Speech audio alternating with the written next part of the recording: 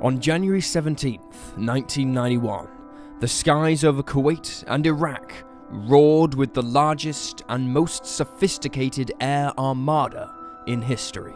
Their mission was to destroy the army of Iraqi dictator Saddam Hussein, who in August of the previous year had seized the tiny oil-rich kingdom of Kuwait in order to plunder its wealth. Remembered in the West as the Gulf War, this conflict was preceded by another major war in the Persian Gulf, in which Iraq fought an 8-year-long struggle with its powerful eastern neighbor Iran. Given the events of the region that would come in the 1990s and up to the present day, many around the world now overlook this essential chapter of history. It is a story of revolution, of political ambition, of behind-the-scenes scheming, and the cost of all those things paid for in blood. This is the Iran-Iraq War, the original Gulf War. Welcome to Wars of the World.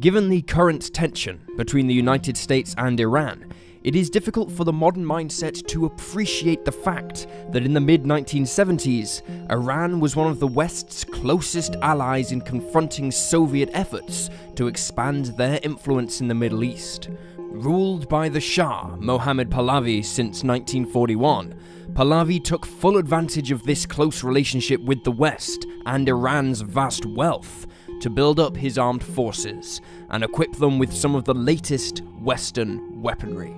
These included powerful British-made Chieftain tanks, which were more than a match for the T-55s and T-62s the Soviets were supplying to regional rivals like Iraq. But it was probably the acquisition of American F-14 Tomcat fighters that best demonstrated how close an ally to Washington Iran was in this period. The F-14s were, without a doubt, the premier fighters flying at that time, not only in the Middle East, but the world. While not as advanced as the US Navy's own F-14s, they were still capable of firing the massive AIM-54 Phoenix, which could hit an airborne target 100 miles away. The F-14s meant that Iran ruled the skies over the desert, with not even Israel possessing an equivalent until the arrival of the F-15 Eagle. But for the West, keeping Iran as an ally was a full-time chore for their intelligence agencies, with the biggest threats to the Shah coming from within Iran itself.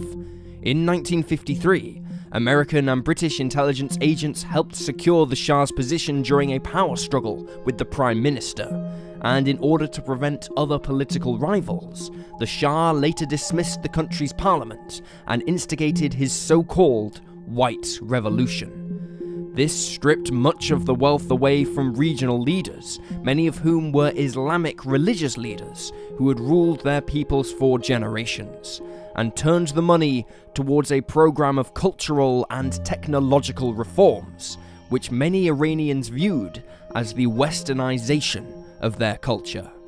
Opposition groups, each with their own political or ideological agendas, emerged from the Shah's White Revolution and grew in popularity. The Shah tried to suppress such groups, but one man, the Ayatollah Khomeini, a populist cleric exiled from Iran in 1964, managed to rally many of the opposition groups together, emphasizing the Shah's close ties to the West and Israel to further alienate the Shah from the people.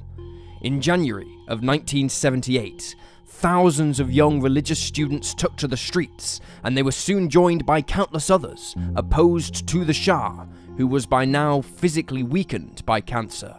Government forces tried to quash the uprising, but the violent response only drew in further support. The Iranian Revolution had begun, and nothing could stop it. Within a year, the Shah and his family had publicly stated they were going on vacation, but in reality, on January 17, 1979, he abdicated the throne. Khomeini returned home in triumph, and after ousting the remnants of the Shah's government, on April 1, 1979, the Islamic Republic of Iran was founded. For the West, the Iranian Revolution was devastating and embarrassing. Hostages were taken from the US Embassy in Tehran and paraded on television for the world to see.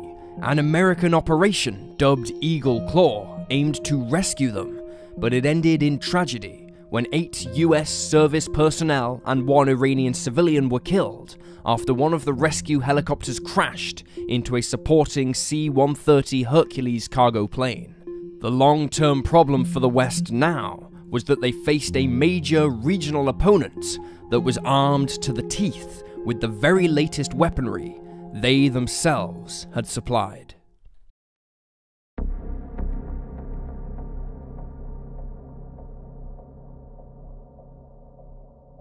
At the same time that the Shah was being ousted from power, power was also changing hands across the border in Iraq. On July 16, 1979, Iraqi President Ahmed Hassan al-Bakr was forced to step down following the political scheming of his deputy, one Saddam Hussein. Both men were members of Iraq's ruling party, which promised Arab nationalism and functioned under an Arab interpretation of socialism. Neighbouring Syria was also ruled by the same party, and al-Bakr had begun negotiations to essentially merge the two countries, creating a much more powerful single state. But this would have curtailed Saddam Hussein's own ambition for power. With al-Bakr removed, the movement to link the countries ended, and Saddam Hussein took power in the Iraqi capital of Baghdad. Then, like so many dictatorships when a new, absolute ruler appears, Saddam Hussein began purging the government of potential rivals.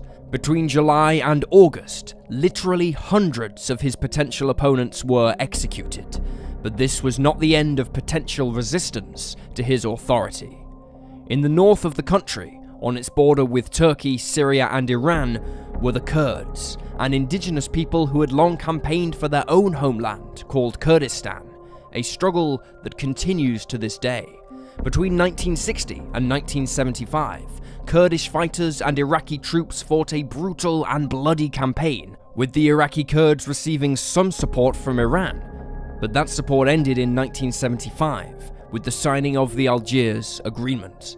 The agreement was intended to end decades-long disagreements and even recent fighting between Iraq and the Shah's Iran concerning their borders. But it also aimed to cull the Kurdish rebellion, in which it briefly succeeded.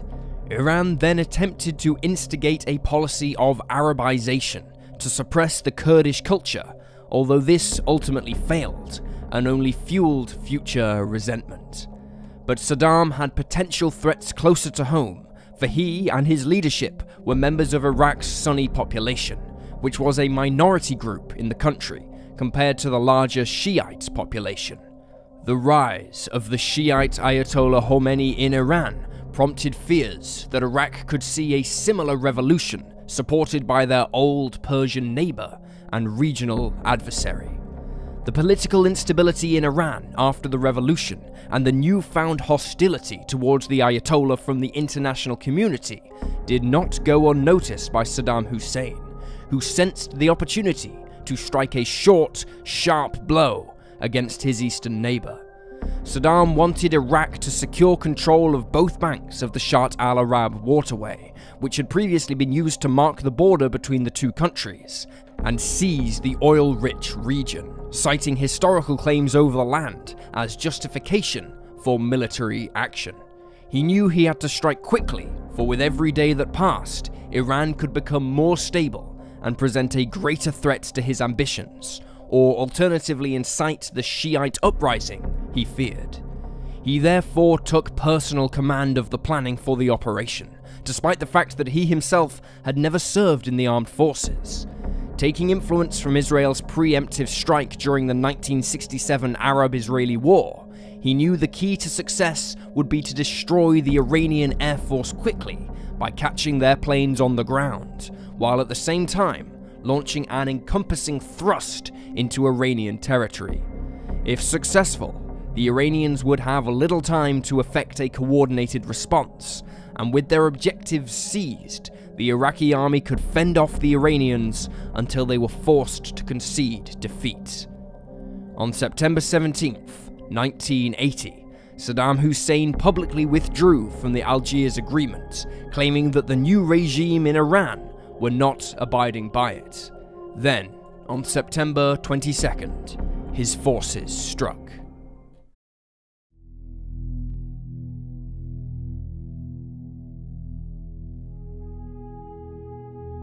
As Saddam Hussein had ordered, the Iranian Air Force was the first target, with 10 airfields all being hit in the first wave by Iraqi fighter bombers. However, already Saddam Hussein's plans were showing cracks, for while his Air Force did extensive damage to the airfields themselves, Iranian warplanes suffered relatively light damage, and with their runways hurriedly repaired, the Iranian Air Force rose to meet the attackers. Within 24 hours, Iraqi Air Force bases were themselves coming under attack by Iranian pilots, flying American-made F-4 Phantoms and F-5 Tigers under an operation simply dubbed Revenge. On the ground, Iraqi forces sent 6 divisions into Iran on 3 fronts. The most concentrated effort was the operation to seize Khuzestan, which saw 4 Iraqi divisions deployed, with the aim of controlling the waterway, while the remaining 2 were sent to block any Iranian counterattack. Some of the bloodiest fighting took place during this first battle, where Iranian anti-tank teams inflicted a heavy toll on Iraqi tanks, but were eventually forced into retreat. The battle cost the lives of some 7,000 soldiers and civilians, leading to Iranians referring to the city of Khorramshahr as the City of Blood. But while an Iraqi victory, the fighting had stalled the Iraqi advance, buying Iran time to mobilize, and by the end of 1980, Iraqi troops were now on the defensive, their reserves becoming increasingly depleted. Rather than the quick victory he had promised, Saddam Hussein's Iraq and the Ayatollah Khomeini's Iran were now settling in for a prolonged war of attrition. On paper, the Iranians seemed to be holding all the cards when the war broke out, but its vast military power accumulated under the Shah was now being sapped by Western sanctions.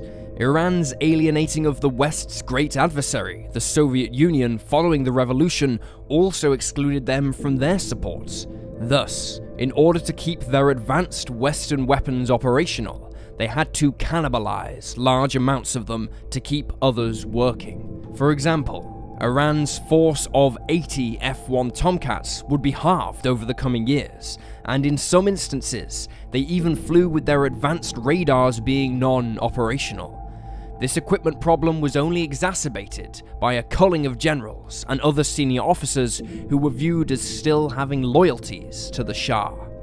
However, the Iranians would quickly prove themselves to be adept at improvisation, and they instead began a major program to produce their own spares and ammunition for their tanks and aircraft.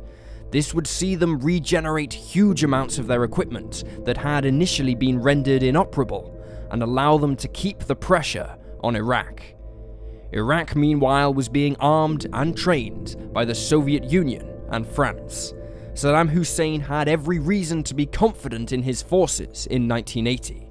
They were well equipped for the region, they already had a wealth of combat experience fighting the Kurds, and they were well motivated thanks to the cult of his own personality.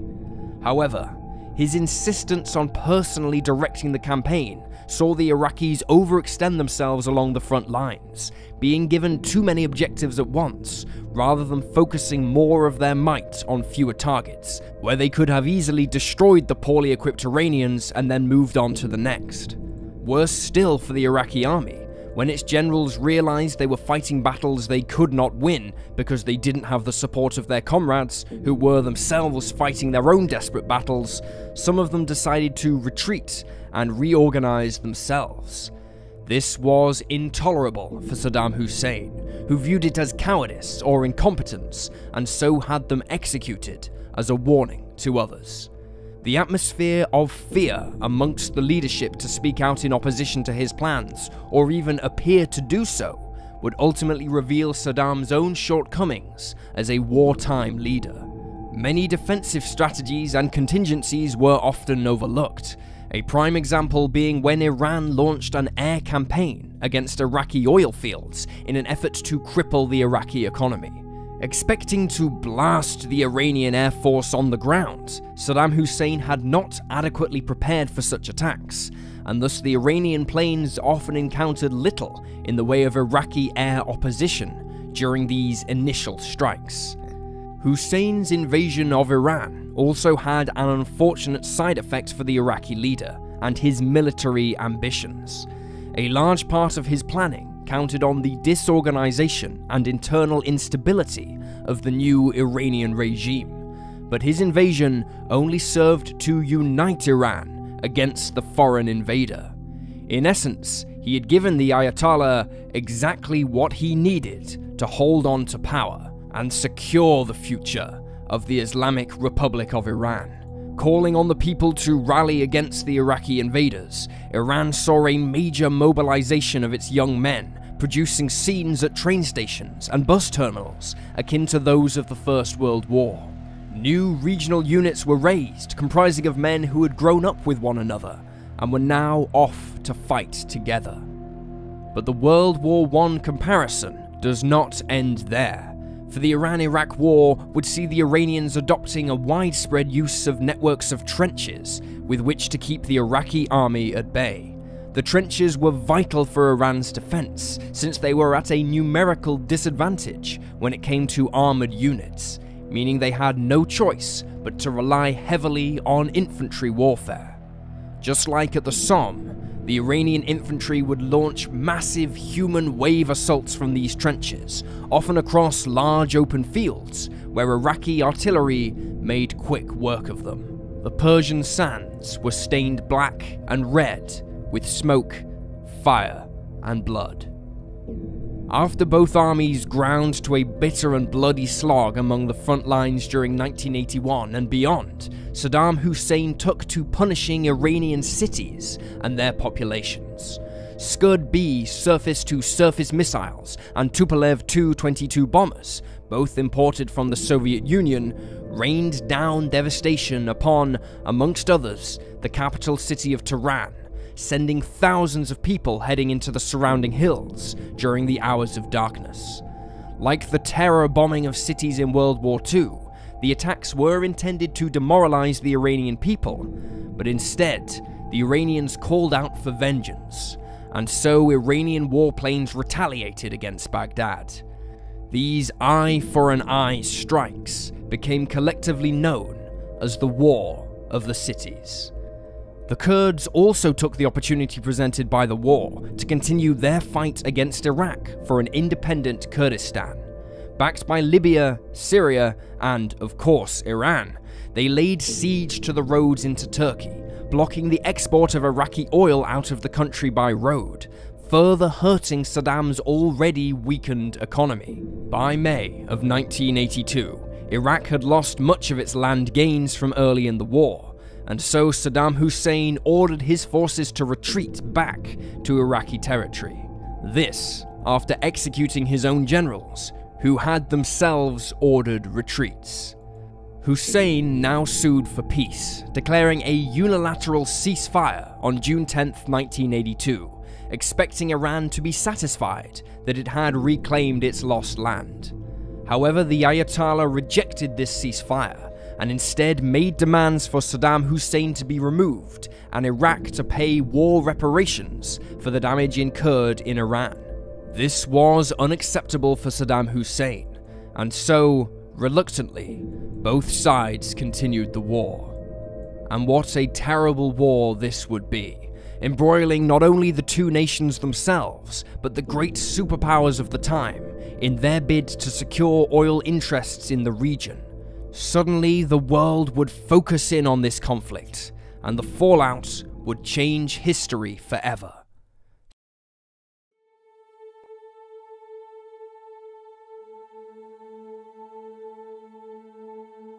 Given the strategic importance of the Middle East and its oil supplies, nations outside of the two primary combatants inevitably had an interest in this conflict's outcome. While Iran was relatively isolated from the international community, Iraq found itself an attractive prospect for the world's arms suppliers and nations looking to gain influence with the burgeoning Middle Eastern power. Both the Soviet Union and France were key suppliers of arms and technical assistance to Iraq. But while Soviet material support superseded the French's contribution, Paris was instead giving Iraq potentially its greatest tool to power the country into the 21st century: the power of the atom. In 1976, France agreed to transfer the technology for a 40-megawatt reactor and assist the Iraqis in building and operating it in a new nuclear center near Baghdad. Construction began in 1979, and the reactor, dubbed Osirak by the French workers, was intended to use weapons-grade plutonium imported from Italy. Fearing a nuclear-armed Iraq, or simply looking for a major propaganda coup, the Iranians launched a surprise attack on the reactor on September 30th, 1980, in what was history's first airstrike on a nuclear facility. Dubbed Operation Scorched Sword, Iranian warplanes inflicted significant enough damage on the reactor to stall the Franco-Iraqi project by up to 3 months. But Iran was not the only one who feared a nuclear Iraq.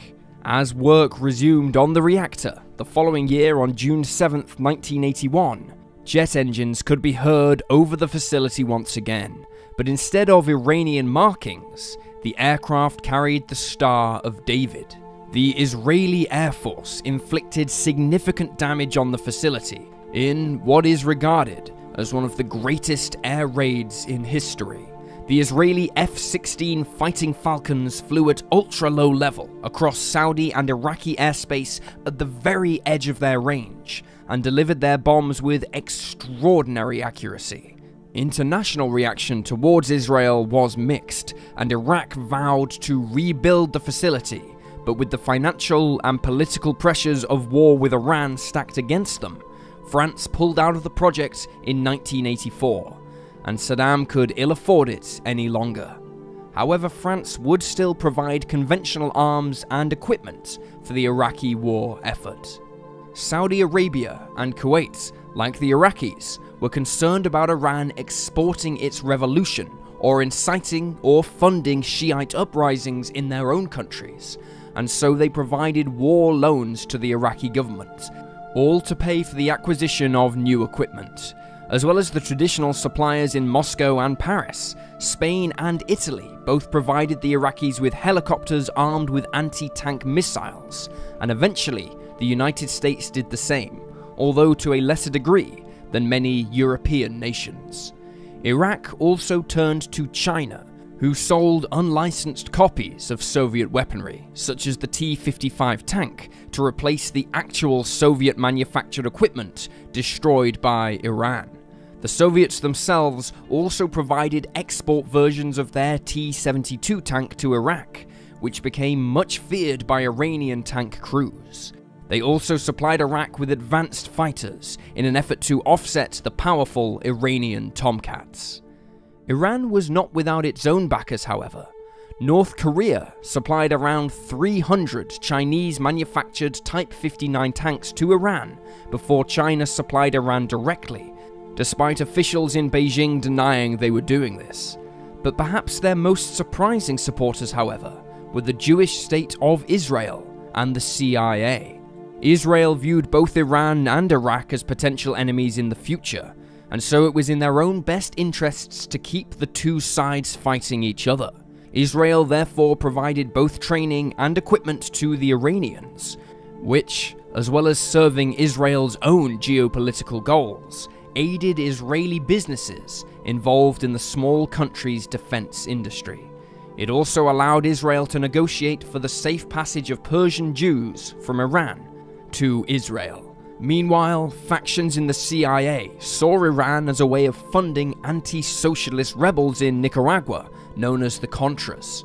Weapons and spares for their American equipment were quietly sold to Iran, who in turn agreed to negotiate with Hezbollah fighters in Lebanon, who were holding 7 Americans hostage. The arms were delivered via Israel, and portions of the Iranian payments were then transferred to the Contras. The discovery of the deal by the US Congress caused a scandal for the Reagan administration, who were accused of trading arms for hostages, an action which is against US policy and technically treason.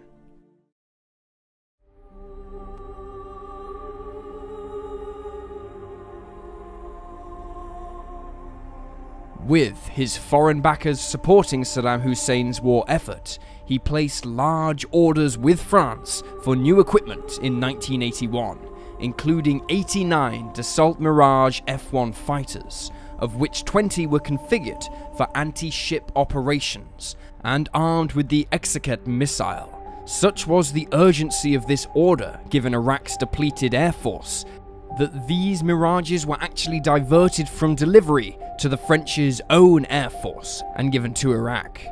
With his Arabian blitzkrieg now in tatters and his economy faltering due to the pressures of war, Saddam Hussein knew that a long, drawn-out war of attrition could ultimately favor Iran, and so in order to inflict heavy damage on Iran's ability to function, he intended for the Mirages to start a campaign of sinking Iranian tankers. Later, this was extended to include foreign tankers carrying Iranian oil.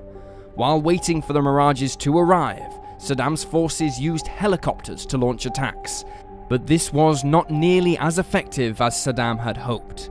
In desperation, he struck a deal with France to lease 5 Super Étendard attack planes from the French Navy, to tide him over until the Mirages were ready. In 1982, these Super Étendards struck terror into British forces engaged in the Falklands War, and now it was going to do the same to shipping in the Persian Gulf.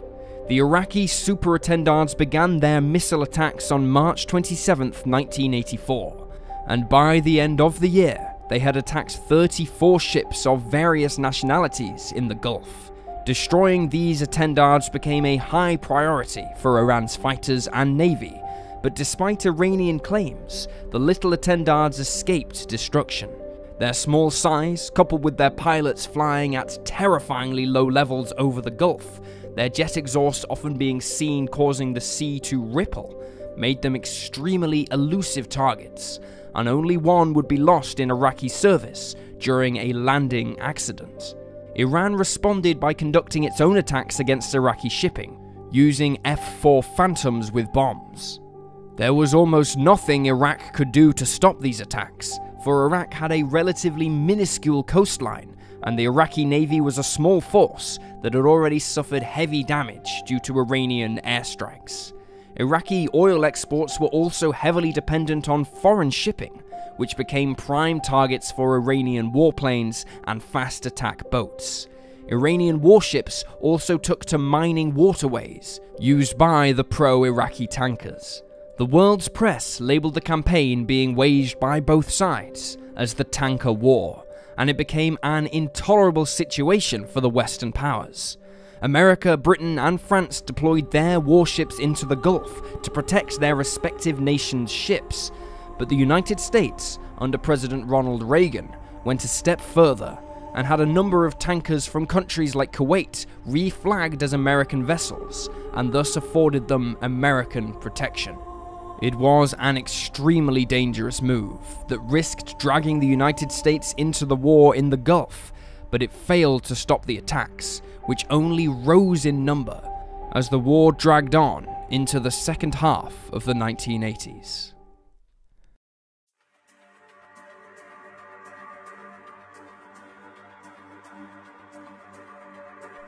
In the beginning of the war, Iran enjoyed a numerical advantage over the Iraqis, But as the Iraqi army swelled, it began to, at the very least, match Iran's military might, and in some areas, such as tanks, it surpassed its Persian adversary. With the military commands of both countries closed off to the Western powers, many observers in Washington, London, and Paris were confused as to why Iraq was not able to defeat Iran, given its qualitative edge in armor, particularly. The truth was that the Iraqi leadership, which still centered on Saddam Hussein, was failing in its ability to conduct the war successfully, despite the army now numbering 1 million men, making it the 4th largest in the world, while Iran selected experienced but ideologically sound commanders for its own troops. These commanders had a better grasp of how to conduct military campaigns, and were resourceful when it came to addressing Iran's equipment shortfalls. As a result, Saddam Hussein began resorting to chemical weapons, such as during an Iranian offensive into northern Iraq in September of 1983. The Iranians, with Kurdish support, advanced 15 miles into Iraqi territory, before helicopters sprayed chemicals over them, killing 5,000 Iranians and 2,500 Iraqis, stopping the advance in its tracks. Further south, Iran had undertaken numerous operations to capture the strategically important Iraqi city of Basra, but the defenders stubbornly refused to let the city fall.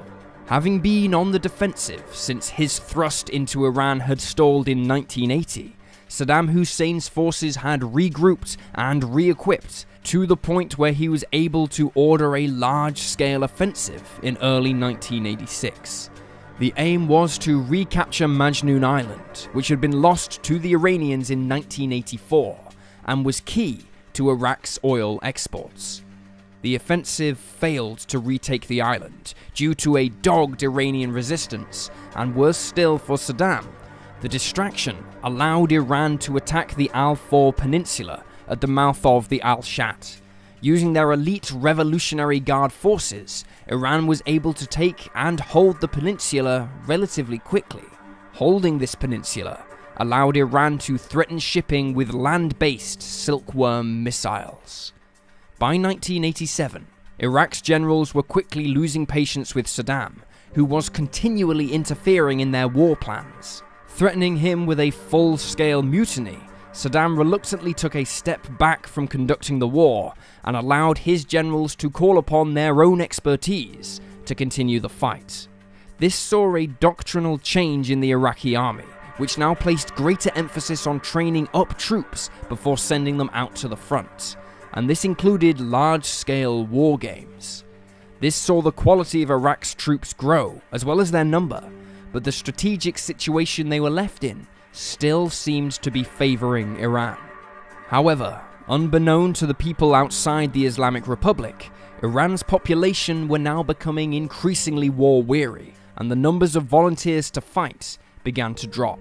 Morale and equipment serviceability were also beginning to crash, problems exacerbated by the growing threat from the United States Navy in the tanker war, which, at times, were taking an active role against Iran in protecting its shipping. Since these crucial Iranian oil exports weren't afforded the same protection as Iraq's from Washington, and with the threat of Iraqi air attack, fewer and fewer countries were willing to cooperate with the country any longer. Even when an American destroyer, the USS Stark, was hit by an Iraqi missile, Washington spun the event in such a way as to blame Iran, although the Iraqi government ultimately accepted culpability. Nevertheless, Iran was able to mount a successful offensive in the northern theater of the war with the help of the Kurds, pushing deeper into Iraqi territory than before. However, they were unable to fully capitalize on this success. The United Nations called both sides to cease operations on July 20th and return to pre-war boundaries. But while this was rejected, both countries knew it was only a matter of time before they would have to find some kind of peace, as by 1988, both sides were growing increasingly exhausted from the war, which had claimed almost 1 million lives. The problem was that the only thing Saddam Hussein and the Ayatollah Khomeini could agree on is that they would not be the one to admit defeat. 1988 opened with Iraq amassing for a new, fresh offensive set for April. Prior to this offensive, Saddam Hussein ordered attacks against the Kurdish town of Halabja on March 16, 1988. 2 days before, the town fell under Iranian control, and so it was a prime target for a nerve gas attack by Iraqi warplanes and helicopters. The result was a massacre of 7,000 people, and the injuring of another 10,000. Iraq's April offensive forced Iran to start withdrawing its remaining troops from pre-war Iraqi territory, including supporting the Kurds in the north. During this offensive, Iraq fought to oust Iranian forces from the Al-Faw Peninsula, and as well as amassing over 5 times as many troops as Iran had stationed there, the Iraqis still resorted to using sarin gas to deadly effect. Iraq also carried out chemical attacks against Iranian towns along the border, and threatened to use them on Iranian cities if the war was allowed to continue. At sea, the tanker war would see more tragedy for Iran, when on April 18th, US Navy forces retaliated against the Iranian Navy for their mining operations, and sank an Iranian frigate during Operation Praying Mantis. Then, on July 3rd, 1988, the US destroyer USS Vincennes, which was protecting American shipping in the Gulf, mistook an Iranian airliner for a warplane, and they shot it down, killing 290 civilians. In Tehran, the Ayatollah's advisors warned him that in order to continue the war, the military budget would have to be increased again many times over, and they predicted the war would continue into the 1990s. This was simply too much for the Iranian leader, who reluctantly accepted UN Resolution 598 on July 20th, 1988, agreeing to a ceasefire and the start of negotiations for a complete withdrawal by all sides to their pre-war borders. UN peacekeepers acted as a buffer between the two forces in the immediate aftermath, but the negotiations stalled as Iraq tried to hold on to large areas of Iranian land. Then, in a shocking move, on August 2nd, 1990, Iraq invaded Kuwait, the small, oil-rich country that had supported its fight against Iran.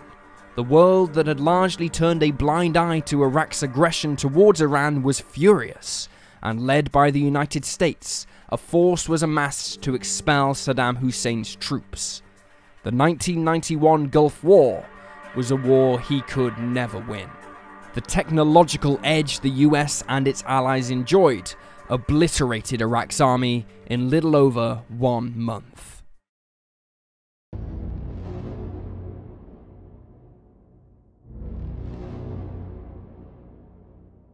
The legacy of this conflict is brutal. 1 million dead. Iraq illegally invading Iran. Iraq using chemical weapons against civilians. Iraq deliberately bombing civilian populaces. Iraq killing Western sailors, and yet smarting from a sense of betrayal by the Iranians. The Western powers still viewed Iran as the bad guys in this fight. A case could be made that this indifference actually gave Saddam Hussein a good reason to believe that his invasion of Kuwait would be met with equal indifference, and with Kuwait's wealth, he could restore his economy depleted by the war. But he was wrong.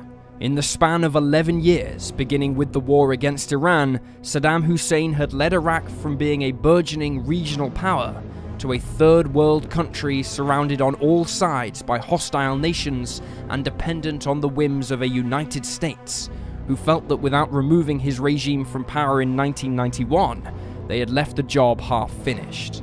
With this mindset, and with the war on terror breaking out in the 21st century, Iraq found itself the target of the United States and United Kingdom once more. But while the 2003 invasion may have ended Saddam Hussein's reign of tyranny, it opened the door to years of chaos and terrorism. As for Iran, the country continued to be something of a pariah within the international community. The Iranian leadership would not forget how quickly certain countries had rushed to support Iraq, and soon they responded in kind by supporting insurgent groups in Lebanon, Syria, and Yemen. The Iran-Iraq war, and the feeling of an impending war with America or Israel, has done much to focus the Iranian people outward rather than inward in the decades since the war, and this has helped solidify the Republic's leaders in their position. Leaders who have, at times, experienced fluctuating popularity levels from its people. With the Middle East still reeling from further wars, insurgencies, and ideological struggles, only time will tell what the final legacy of the Iran-Iraq war will be. Thank you for watching. Please leave a comment down below with your own thoughts and reactions, and remember to like this video and subscribe to support the channel. This is Wars of the World.